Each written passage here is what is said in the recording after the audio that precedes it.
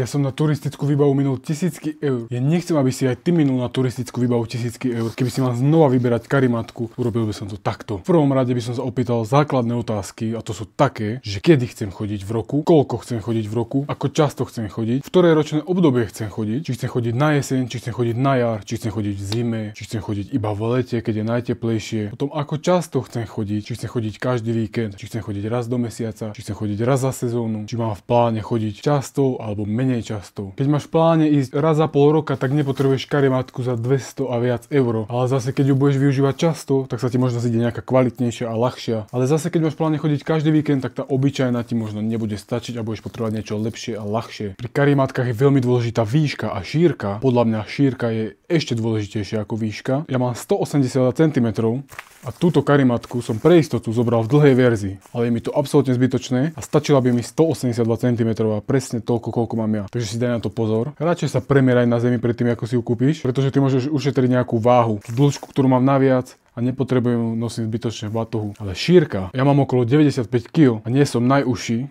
Karimatky sa predávajú v normálnej verzii, ktoré majú asi 51 cm alebo 55 a potom široké, ktoré majú 64.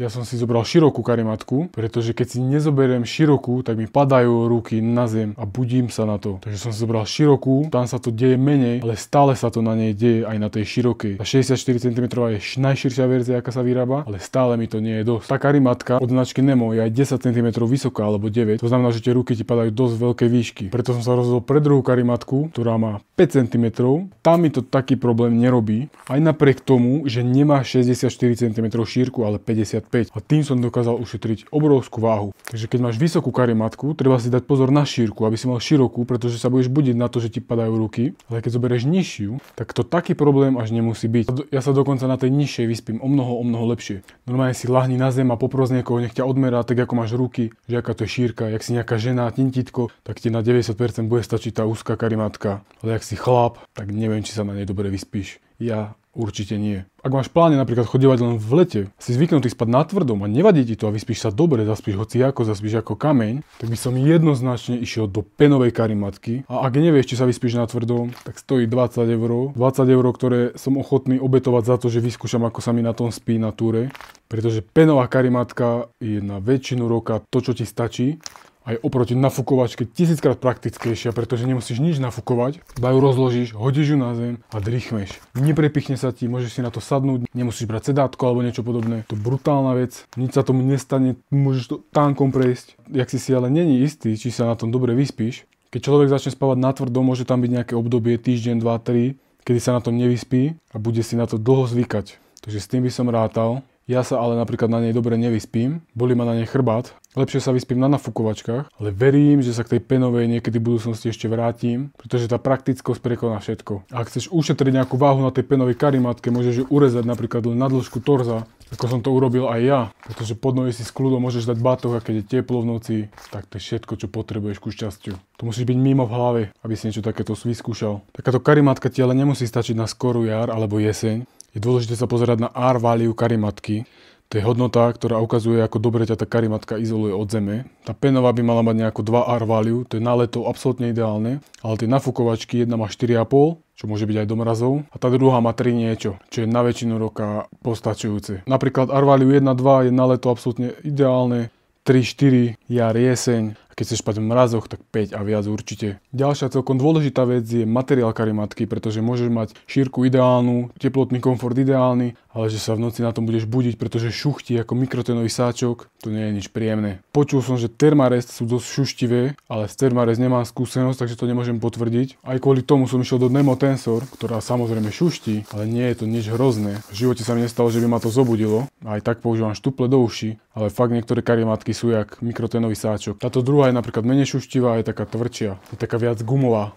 Keď nemáš v pláne chodiť v zime, tak toto je karimatka Sea2 Summit, tá má R-value 3,1 a je to na väčšinu roka absolútne postačujúce. Mám ju v skrátenej verzii 130 cm, aby som ušetril váhu a má nejakých 300 až 400 gramov oproti 600 alebo 650 tej dlhej a širokej, čo mám. A ak si dosť odvážny na to, aby si vyskúšal spať na skrátenej karimatke a mal pod nohami batoh, táto karimatka je si myslím na to ideálna. Alebo takisto Thermarest vyrába skrátenú verziu a predáva. Keď chceš chodiť aj na jeseň alebo neskôr, alebo na jar, keď je vonku fakt zima a môže mrznúť, tak ti henta nemusí stačiť. Preto mám aj túto, tam má Arvaliu 4,5. Napríklad keď idem v zime, tak môžem doplniť tou penovou, toto Arvaliu trošku zvýši. Táto Nemo sa už ani nevyrába, ale majú novú verziu, ktorá je brutálna. Mala by byť aj ľahšia, takže ak máš záujem o ňu, nič s ňou nepokazíš, si myslím. Len si daj bacha na tú šírku. Potom ďalšia celkom dôležitá vec je dizajn karimatky a smer jej panelov alebo tunelov, alebo ako sa to volá. Tá Nemo karimatka má takéto rôzne priehlbinky po sebe, keď ju nafúkneš, a to zabezpečí, že sa tvoja váha a tlakové body krásne rozložia po tej karimatke. A takisto to má aj táto. Také jamky ako na gauči, keď si predstavíš, krásne to rozloží tvoju váhu. Niektoré karimatky majú rovné, s tými nemám skúsenosť, a niektoré karimatky majú, ako napríklad tá Thermarest, majú takto tie panely. S tým takisto nemám skúsenosť. Počul som niečo také, že tie rovné by mali byť dosť pohodlné, ale naozaj s tým nemám skúsenosť, takže nemôžem o tom nič povedať. Či karimatku nafúkovať ústami alebo pumpou, je to na tebe. Keď ju budeš nafúkovať ústami, šíri sa také mýtus, že tam vznikne pleseň. Pleseň tam neznikne, potvrdza aj to samotný Thermarest. A keď tam niečo vidíš, tak je to pravdepodobne odlupujúca sa alumínová fólia, čo sa deje často po rokoch používania. A ľudia si to milia s plesňou. Môžeš použiť pumpu, na trhu sú rôzne, napríklad Flextail, ktorá je výkonná, ale zase ťažšia. Potom sú menej výkonné, ktoré sú ľahšie, majú 8 gramov, alebo sú nafúkovacie váky, ktoré chodia s karimatka. Ja mám tu malú pumpičku, ale či ti odporúčam, ani moc nie, pretože tú karimatku ani nenafúkne doplna a musíš tam dať 1-2 nádychy ešte. A na tú 130 cm ju ani nepotrebujem, tu nafúknem na 3-4 nádychy.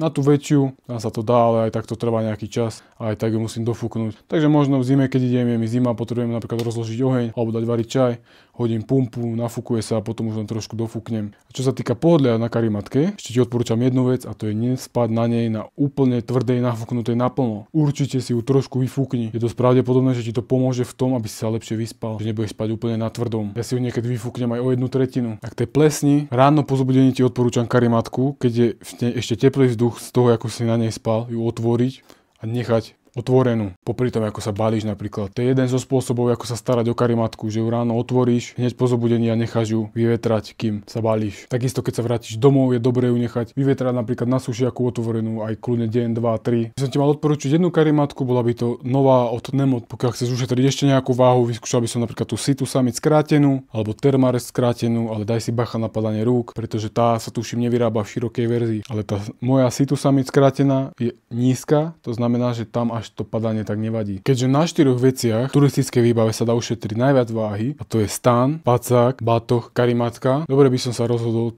akú karimatku si zoberiem. Pretože na týchto 4 veciach dokážeš ušetriť najviac váhy. Možno ti doplo, a možno nie, že nafúkovačku nemôžeš položiť len tak na zem. Musíš niečo pod ňou mať, aby sa neprepichla. Na to všetci turisti používajú Tyvek, to je nejaký izolačný materiál alebo niečo také, ktorý sa používa na stavbu domov. Je to brutálny materiál, je nepremokavý, ťažko sa prepichne a je veľmi ľahký. Toto nosím vždy so sebou. Dá sa to použiť aj ako podsedák, keď si idem napríklad niekde odpočinúť na lúku, rozložím to a som na suchom. Toto vždy pokladám na zem, na to pokladám takúto penovú karimatku, ktorú nosím na chrbtovej časti batohu. Slúži zároveň ako taká ochrana proti veciam, ktoré by ma mohli tlačiť z batohu. Slúži zároveň ako podsedák a slúži zároveň ako protišmiková vrstva medzi tým Tyvekom a tou nafúkovačkou. Toto keď tam dáš, tak sa ti tá nafúkovačka nebude šmíkať ani napríklad stane, keď si na nejakej šikmine. A zároveň to slúži ako ďalšia ochrana proti prepichnutiu. Takisto nenosím celú, ale len orezanú na dĺžku torza. Dokáže to trošičku zvýšiť tepelný komfort, ale je to hlavne proti tomu prepichnutiu a šmíkaniu. Ale keď máš tú možnosť, že sa dokážeš na tomto vyspať, tak nemusíš len také somariny riešiť a išiel by som do penovej karimatky. Každému, kto ju používa, strašne závidím. Už keď sa ti náhodou to prepichnutie stane, treba mať so sebou nejakú opravnú sadu. Ja mám so sebou opravnú sadu, je tam páska, ten6